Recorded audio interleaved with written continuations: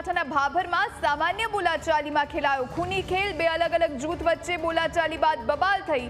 તકરાર બાદ કરાયેલા હુમલામાં 5 લોકોને ઈજા થઈ છે। હુમલામાં એક વ્યક્તિની હાલત ગંભીર હોવાનું કહેવાઈ રહ્યું છે। ઈજાગ્રસ્તો ભાભર હોસ્પિટલમાં સારવાર હેઠળ છે।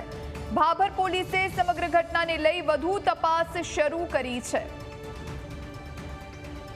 આ વિશે વધુ જાણકારી માટે સંવાદદાતા રતનસિંહ ફોન લાઈન પર જોડાયા છે। રતનસિંહ, જે પ્રમાણે બોલાચાલી બાદ હુમલો થયો અને જેમાં એક વ્યક્તિને ગંભીર ઈજા થઈ છે, આખરો મામલો શું હતો?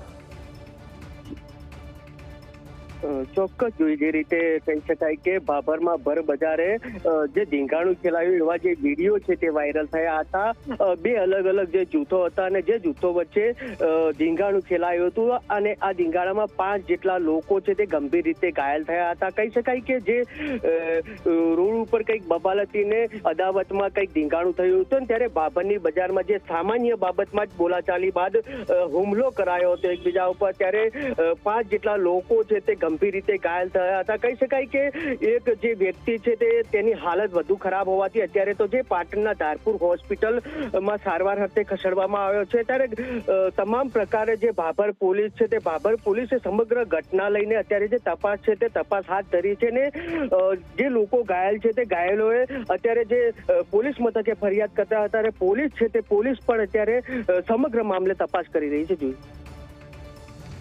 તમામ જાણકારી આપવા માટે